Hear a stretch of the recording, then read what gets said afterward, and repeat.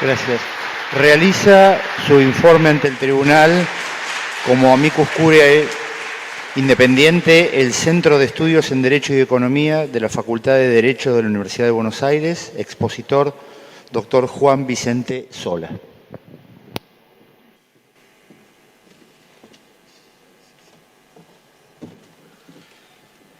Excelentísima Corte, lamento quizás traer a este recinto un tono anticlimático. En principio quiero agradecer a la Corte el gesto de haber invitado al Centro de Estudios de Derecho y Economía de la Universidad de Buenos Aires como amicus curiae.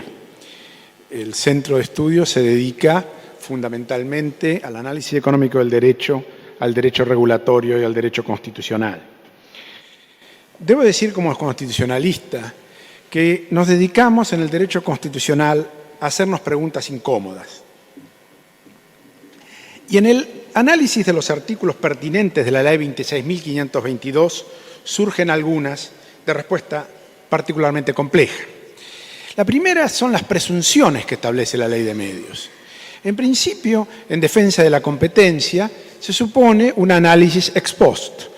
Si bien hay algunos casos ex ante, son excepcionales, generalmente fusiones de empresas. Pero el comportamiento previsto en una ley de defensa de la competencia es que hay una descripción, lo que es un monopolio o el abuso de posición dominante, y después se establece un procedimiento para establecer las sanciones si existieran. Esas sanciones, además, están con un debido control judicial. Y en este punto es importante rescatar, algo se ha dicho también, la importancia de las acciones de clase, creadas por Vuestra Excelencia en el caso Jalabi y recientemente aumentadas en un caso de servicios médicos. Justamente en el caso Comcast segundo, digamos, o en la Corte, justamente lo que se debatió era la extensión que las acciones de clase tenían para definir los temas de defensa de la competencia en medios de comunicación. Ahora, uno de los temas que plantea la ley es que define comportamientos a priori. Es decir, establece comportamientos y establece sanciones, o por lo menos de algún tipo, y no permite ninguna prueba en contrario, ni ninguna forma de defensa judicial o de otro tipo. Esto trae algunos problemas. El primer problema es definir qué es necesariamente un monopolio. La teoría económica ha variado en el tema de la definición de monopolio. Actualmente se habla de los mercados disputables. No solo alcanza que haya, por ejemplo, un único proveedor, sino que se requiere que haya barreras de entradas muy elevadas que impidan que otros ingresen y además que exista daño. Sin daño no hay monopolio. Y prever que exista antes un monopolio, antes que ocurra el daño, supone una situación en gran medida de indefensión. No disiento con muchas cosas que se han dicho aquí en materia de aplicación de normas antimonopólicas a los medios de comunicación, pero no puedo dejar de negar que en todos los casos fueron comportamientos ex post. El problema que tiene la ley de medios de comunicación, que tiene un problema suplementario. Por la difusión de ideas por decisión legal, reduciría la oferta. Uno de los efectos inesperados de esta ley es la reducción de la oferta. No está garantizado que esa oferta sea reemplazada por otra. Eso puede ocurrir, pero no es necesariamente cierto. Y esto tiene algunos problemas de interpretación. El primer problema de interpretación es el problema de las escalas. ¿Qué tamaño tiene que tener una empresa de comunicación? ¿Qué tamaño puede tener cualquier empresa? La teoría ya la definió hace muchos años, fue en 1937. Ronald Coase, el premio Nobel, dijo que las empresas variaban en su tamaño de acuerdo a los costos de transacción. Es decir, había ciertas actividades que llamaban empresas de mayor tamaño y otras a otros. Es por eso que hay actividades empresarias que requieren una mayor escala. No hay duda que, por todo lo que se ha dicho acá, en algunos aspectos las empresas de comunicación serán de mayor escala que otras, porque son nuevas tecnologías, porque requieren un mayor avance en las nuevas formas de información. Permítame entonces, por el breve tiempo, decir algunos de los puntos o los problemas que se plantean. Uno a los cuales me querría referir, hacia qué escrutinio constitucional debe aplicarse a las restricciones que establece la ley. La primera es la que llamamos la prohibición de transferencias, en el artículo 41. Esta es una prohibición ex ante, porque establece una prohibición sin que hubiera una autoridad de aplicación que determinara estrictamente, basada en reglas, cuándo debe aplicarse o puede permitirse una transferencia o cuándo no puede permitirse. Unas prohibiciones lisa y llana parece irrazonable y crea una sospecha de constitucionalidad. El segundo punto es los límites a la multiplicidad de licencias y el límite al porcentaje de abonados en el artículo 45. Ya se ha hablado del caso Comcast sobre este punto. Esta teoría parte de una teoría económica de la década del 50, cuando había pocos canales de televisión y se suponía que iban a controlar toda la opinión y todos los medios de difusión. En la actualidad, esa doctrina ha sido abandonada.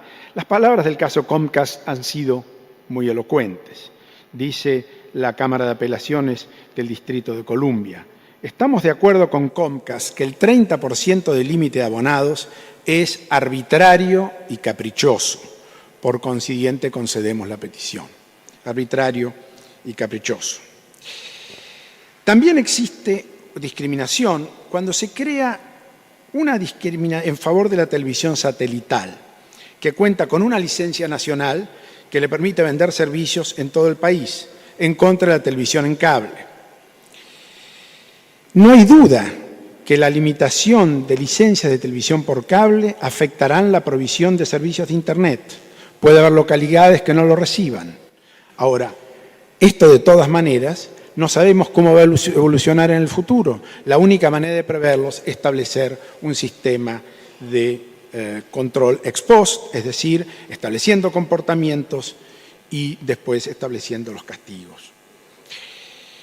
La otra es la situación de la televisión por suscripción frente a la televisión abierta. En este caso, las actividades empresarias son diferentes. La televisión paga, obtiene sus ingresos por los abonados y por lo que esos empresarios buscan aumentar ese número. En cambio, la televisión abierta recibe ingresos de publicidad. No se entiende por qué la ley establece una prohibición, porque la televisión por cable no utiliza un bien limitado como el espectro radioeléctrico. Por ese motivo debería ser dejada a las reglas del mercado, es decir, a las reglas de la competencia, con el control de defensa de la competencia, y no ser prohibidas directamente. Queda además el caso de la integración vertical.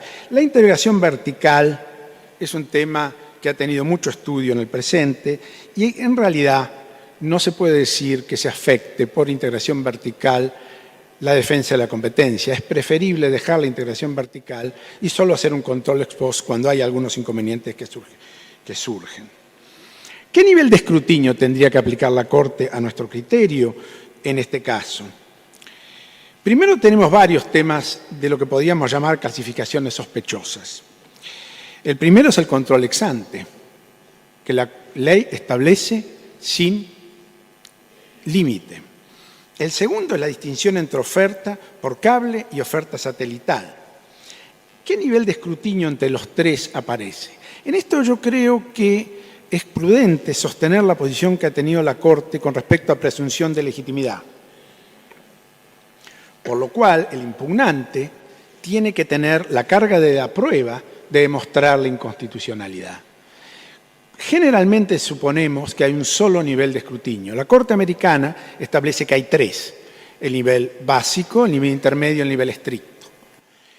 Esta situación, por afectarse a derechos constitucionales, debe utilizarse un nivel estricto de control. El segundo punto que nos llama la atención en esta ley es el tema de la desinversión. En este caso nos parece que se trata de un caso de expropiación regulatoria, porque lo que hace es obligar a quienes tengan una propiedad a venderla de una manera rápida, cuando no existe probablemente un mercado inmediatamente instalado de esa magnitud. Esto llevará a una baja de precios y esto causará un perjuicio similar al planteado en el caso Lucas versus South Carolina del año 1992, que estableció las reglas de la expropiación regulatoria. Vayamos un poco al artículo 32. Nos ha parecido que esta norma es particularmente compleja porque afecta a la capacidad que tiene el gobierno de regular la libertad de expresión. La libertad de expresión tiene un contenido instrumental, por eso se dice es eficiente. Hace 100 años, Oliver Wendell Holmes, en el caso Abrams contra United States, planteó la idea del libre comercio de ideas. Es decir, la mejor prueba de la verdad, dijo, es el poder del pensamiento para ser aceptado en la competencia del mercado. El mercado de ideas, en el mercado de la sociedad. Es decir, la idea que haya la mayor cantidad de voces y no las menores. Por eso se permite la expresión de ideas, aun cuando digan falsedades, como es el caso de la real malicia. O se protege el discurso comercial, con escrutinio estricto, aun cuando el discurso comercial es sesgado. Pero la realidad es que una norma que defiende los medios de comunicación social puede afectar la libertad de expresión. Esto fue planteado hace mucho tiempo. Entre las muchas citas posibles encontré una que me parece prudente, que es la de Bartolomé Fiorini, en 1960, en la cual citaba regulaciones o actos administrativos que afectan directamente la libertad de expresión, aun cuando no son temas de libertad de expresión. Dijo, por ejemplo, afecta la libertad de expresión cuando las autoridades administrativas privilegian avisos oficiales y otorgan conformidad de facturas según el monto de los elogios que se prodiguen. También hay restricción a la libertad de expresión cuando por simples contratos administrativos de suministros, acciones o participaciones en empresas periodísticas se dé de información por redifusión, se dé un privilegio a unos o a otros. También hay ataque cuando se limitan o imponen trabas desiguales, por ejemplo, para obtener stock de papel o si permite obtenerlos a través de créditos oficiales. También existe libertad de expresión cuando un modesto jerarca administrativo prohíbe o retiene la recepción a plaza del certificado aduanero sobre máquinas de imprenta, repuestos o materiales de información.